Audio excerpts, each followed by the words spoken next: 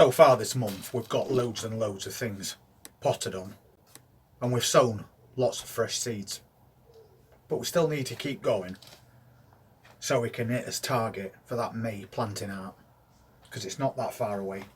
We've got some dwarf French beans growing in these little cells, packs of 12, and plants are getting a really good size now. Eventually the roots is going to become too much for these little cells, so we move them into these 9cm pots. Then they'll grow a lot better, and for a short while you don't have to worry about those plants. We've got tomato plants, and these have already been moved on into 9cm pots. That's a San Maranzo Italian plum tomato, and you can see that now we've moved it on, it's putting on some good size. But eventually that is going to get too big for this pot. You're going to see roots starting to come out at the bottoms. So you need to move that so you don't restrict that growth, especially at this point of year. So then we move them into 2-litre pots. And it can stay in this pot until we decide to plant it in ground, because that's plenty of room to cover us for the next few weeks. We've got cucumbers, squash and courgettes, again grown in these 12 cell packs. Very big plants from the minute they emerge from that compost. So straight away you got to move them, or sow your seeds directly into a 9cm pot, because these plants are going to get really big really quickly. As these temperatures pick up, it's going to be a constant battle to get everything pricked out and potted on, because if you leave it too long you're going to restrict your plant's growth. Also, if you've got more than one plant growing in a cell and you really want to save both plants, then you need to do that as soon as possible, because them roots are going to tangle together, and then it's going to get more and more difficult to separate these two plants without damaging one or other, or even both. I sowed some fresh peppers because we had a bit of disappointment with the original peppers that we sown at the beginning of the year, and I think everybody this year has felt that.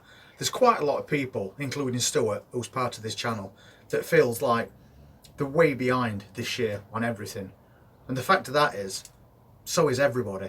It's been such a weird year. It's been up and down weather since mid-December last year, and we've had bad winds, we've had bad colds, really bad minus temperatures, as bad as -6, which is quite rare for UK.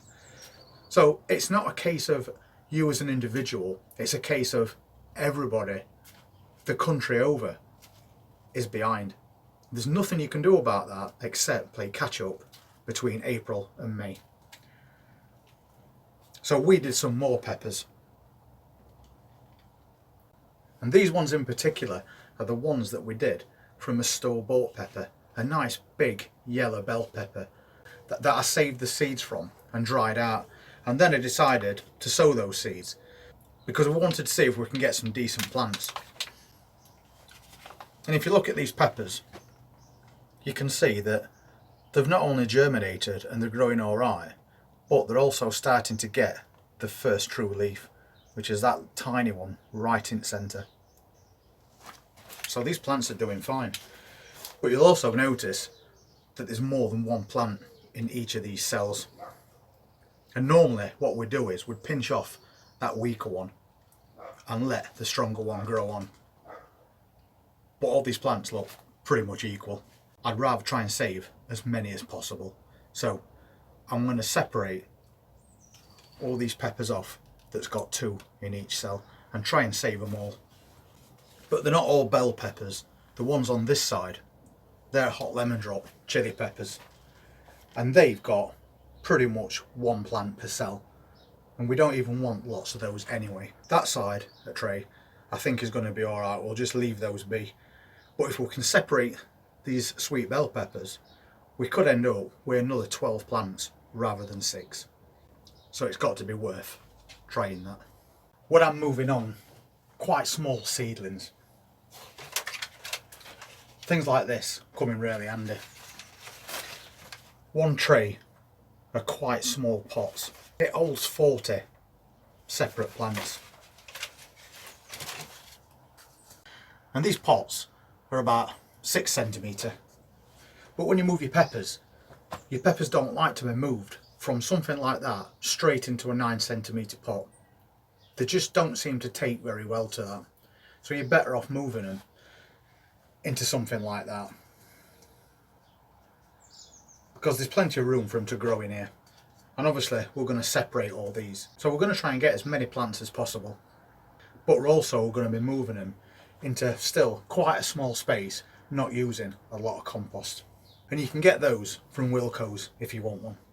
So first thing we need to do is sieve some fresh compost, because I don't want to be putting these little plants into compost that's really lumpy.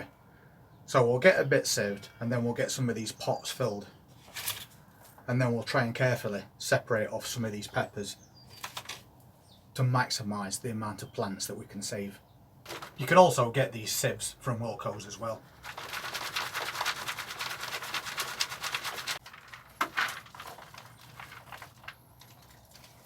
And I'm still using that waste compost to fill up these potato pots, so we don't waste anything. So I've just set these little pots up in one of these 12 cell packs, so that's going to keep them nice and stable. And we might only get 12 plants out of this, so maybe this is going to work a bit better for the long run, because it's taking up a lot less space.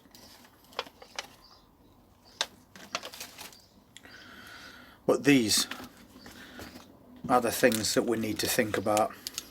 And when I'm taking them out of these cells, you've got to be careful, because if you try and pull them out by the plants themselves, you're liable to break those top leaves.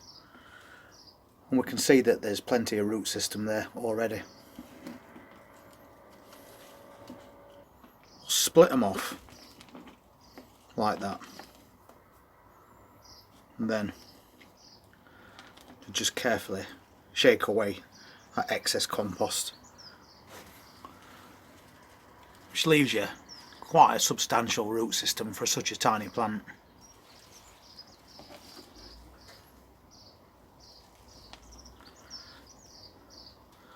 And we're trying to not damage these roots as much as possible at the same time. And again, plenty of roots there.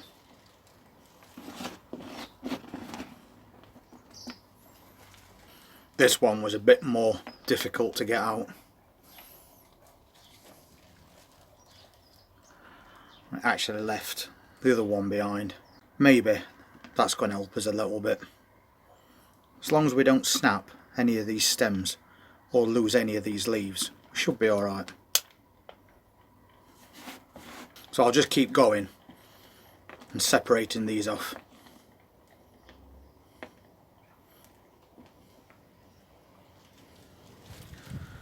And it doesn't hurt to do them all at once and then just keep popping them to one side. And meanwhile,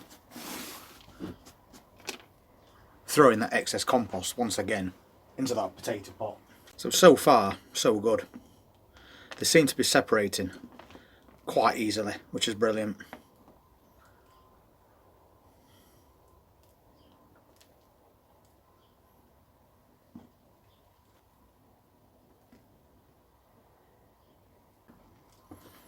So we've just got a couple more to do.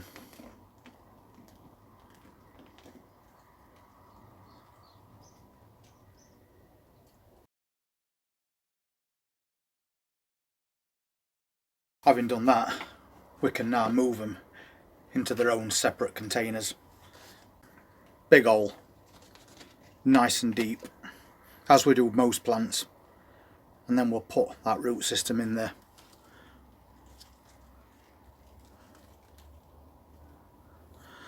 And I have sunk it down a little bit more than it were, but as long as we keep those first leaves and that true leaf above the compost, we're alright.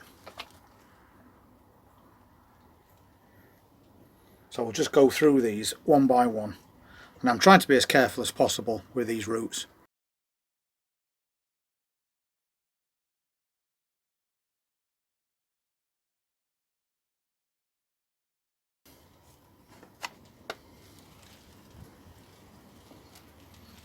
And you see that once you get them out and get them separated, it's a pretty quick job to do.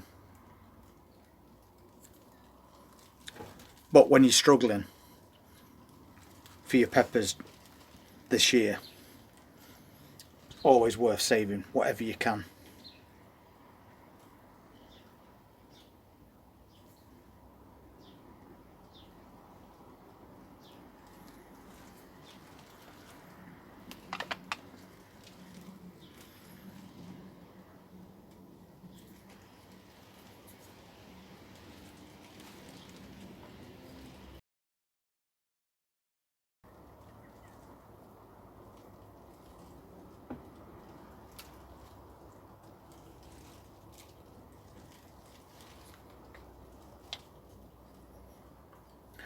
And now we've got 12 plants rather than 6.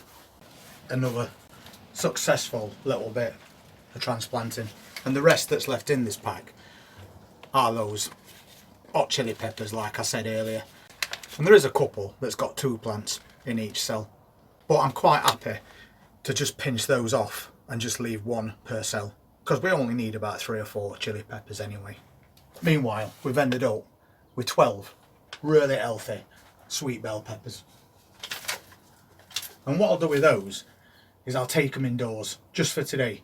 I don't want them being out in full sun after being transplanted, because that could prove to be a little bit too much stress for them. And if any time you replant peppers or tomato plants and they fall over in those pots, basically lay down. Don't worry about it. That's perfectly normal for that to happen. Even when you plant them in the ground in your greenhouses, sometimes they just fall over. It's transplant shock.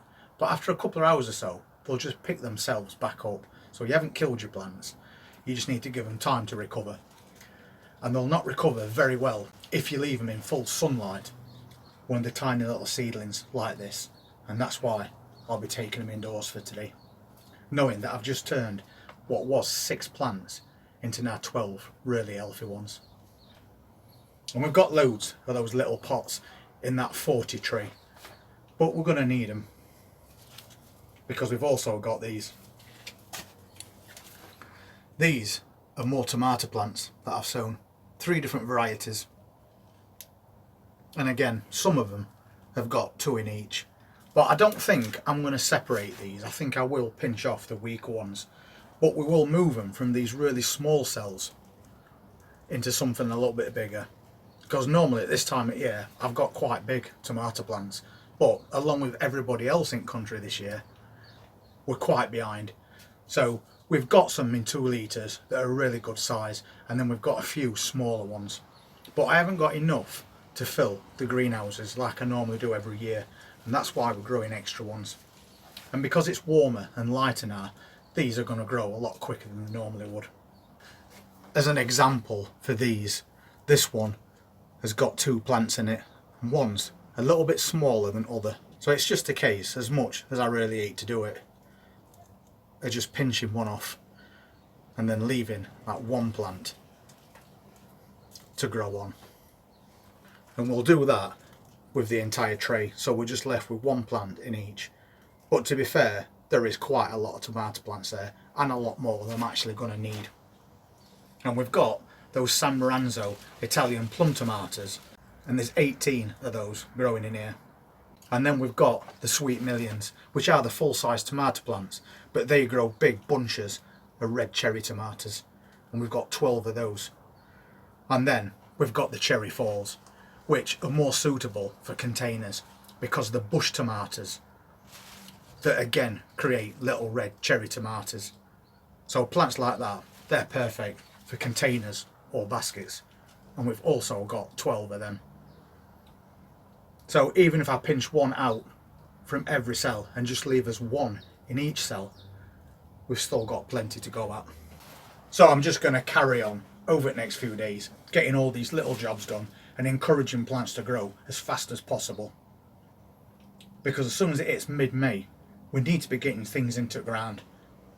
Because our growing season is not very long, but as long as everything's in place before the end of May, then we should be looking at a decent harvest by the end of 2023. I hope you enjoyed this video, and I hope you'll be here to see the next one. And if you want to make sure that you are, please hit that subscribe button, press that notifications bell, and we'll see you then. Take care.